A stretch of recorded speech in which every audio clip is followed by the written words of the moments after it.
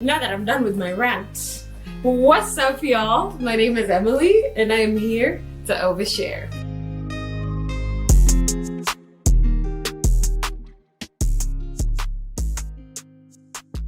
Hi guys, welcome back to my channel. Thank you so much for tuning in. First of all, let me say, as I record this video, I really haven't put out the videos that I already have recorded before, but I'm hoping for good feedback and good, I don't know, whatever will come with it. Honestly, I'm open to it. But today's video is just me talking about the lessons that I've learned this far.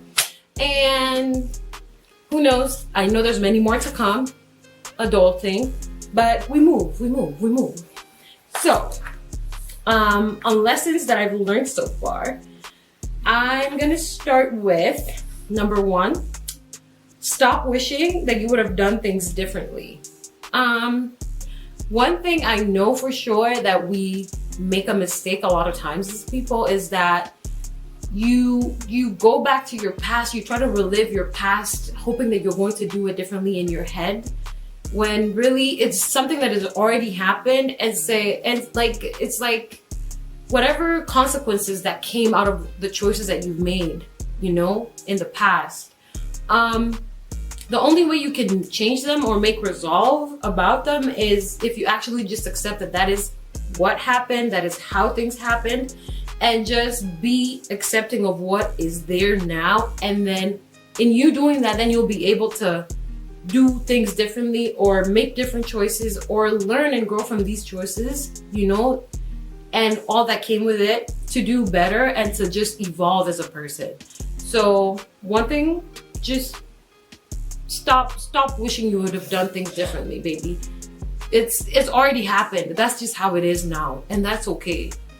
Move now towards improving and doing better and working on whatever it is that you need to work on in this moment, and just put yourself in a better position. That's number 1. And then number 2, sex is not a means to find love. Now, there's this notion that we are told the only way to get over a man is to go under another. Bitch, that is wrong. Don't listen to nobody that tells you that. First of all, if it is that you've gotten out of a relationship, let me tell you, I've made that mistake of moving on before I even resolve or grieve the relationship that I came out of.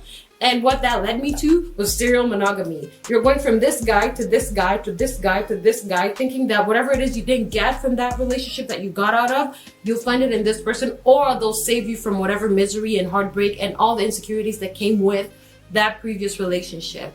Don't do it, girl. Don't do it. Stop, heal, come to terms with the end of that, come to full acceptance that it's over. Check yourself on where you contributed to things being the way that they did or leading to ending the way that they did. And also forgive your partner or your ex, that is, and make peace with it. Don't hold whatever emotions that will come with, and mostly negative. A lot of times you find yourself, you're so angry at your ex because you're like, why did I stay with this person for this long? They were not treating me right. They were not doing this. They were not doing that. Girl, listen, you were there because that is what you knew to be good at that time. And it's not to say that it was all bad. There were also good times as much as there was bad. What you can do is forgive it and just let it go, let it be, resolve yourself, come to full peace and acceptance, and then don't allow whatever grievances you had in that previous relationship to cloud the current, interactions that you will get into after you've healed and after you've done the work to resolve yourself. So don't let that shit come and affect the shit that you will be getting into, because a lot of times I've done that mistake also, where you meet someone genuine and then things are going good, but because you're so clouded by fear of being hurt and all the hurt that came from the past relationship that you were in, you allow it to affect the choices and the way you react and the way you go about in this relationship, which only serves to just put you in a disadvantage. Don't do it, girl. Don't do it. Number 3, it's never personal. Now, this is with a lot of interactions, especially interactions that probably involve your emotions, even friendships, relationships, and all that you may think of. How a person chooses to act based on whatever perception they have of reality of the world is entirely based on them and them only. If they choose to be a dick to you, just remember, it's not personal. That's how they know to go about life. That's how they know how to live life. Don't take it personally. Even if someone just comes and like just throws shit in your face or some dumb shit that they choose to do to you, it's not personal, honey. It has nothing to do with you. And don't internalize it to the point of it hurting you or making you change or resolve to do things differently. I've also made that mistake where I allowed someone's, whatever emotion that I felt from someone's actions towards me to cloud, my way of going about life, because I held on to that hurt and I was like, I will never do this again. I'll never go about things this way again. But what that did is it limited my life and the way that I live my life and my reality. And what did that serve to do? It just served to put me in isolation and put my guard up and just be so afraid of everybody else and just go with this mindset of people are just out here to get me and all of these things. And that just creates a victim mindset. And with that, baby girl, you will always feel like everyone is out to hurt you. Everyone is out to do the worst to you. And the end result of it is just terrible. So just remember, it's never personal. If someone chooses to treat you like shit, just know that has nothing to do with you. And also take time to look on your part and just analyze why you stay around such a person and do the work on your part to get yourself out of that and to choose different and to do different. That's number 3. Number 4, don't say you can't before you've even tried it. I'll say for me, this doing me taking on this YouTube, I had so much fear around it, and that fear literally stopped me for a year. I was just like, oh my god, how am I even supposed to get on camera and do this? And then catch me on Instagram wilding out and living my best life. And I'm like, if I can do that there, why is it that I'm so afraid to do it here, And I really held on to that fear, and also just the thought of, oh my god, what will people say, what will people think, and all these limiting beliefs and like judgments that I had in my head, which also a lot of it had to do with my own insecurities from my past. And with having to work on that and coming to a place of choosing different, I decided, no, I'm gonna take it on. Even with whatever fear I have in me, I'll just try, and whatever happens, happens. If it goes great, wonderful. If it doesn't go great, that's okay too.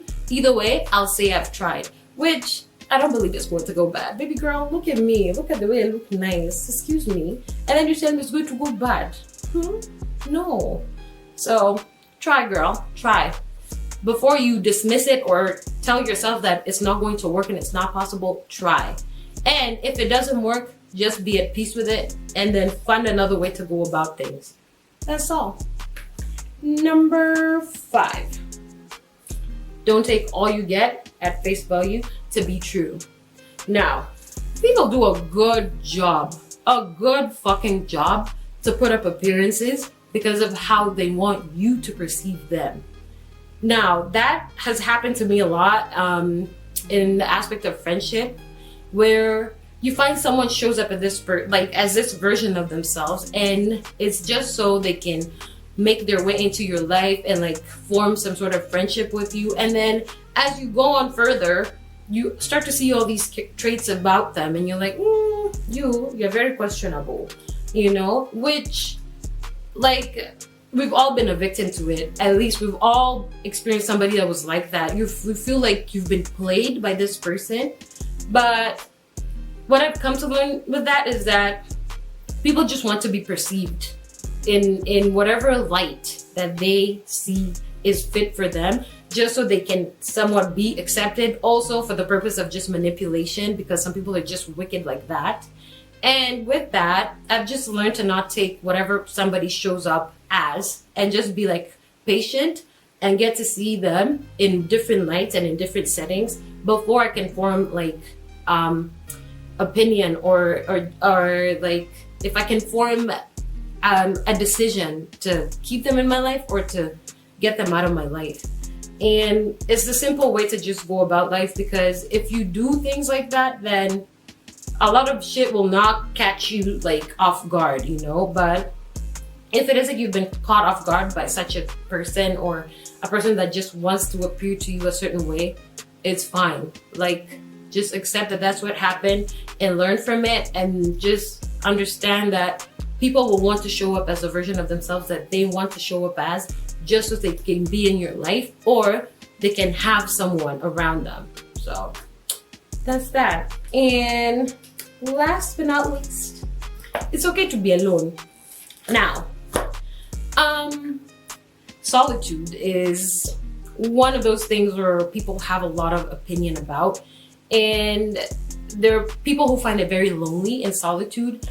And for me, I would say in the beginning, when I did start on just getting to a place where I was trying to be with myself, it was lonely, because there's that conditioned need that we all have to be in a group of people, or to be in a group setting where it's like you find your sense of community from. But what solitude has also taught me is to just peace and to be with myself. And in being with myself, I've also been able to do the work and find out, you know, just learn more about myself and delve deeper into myself. Or better yet, to understand my mind and the way I think, the way I operate, the way I go about things.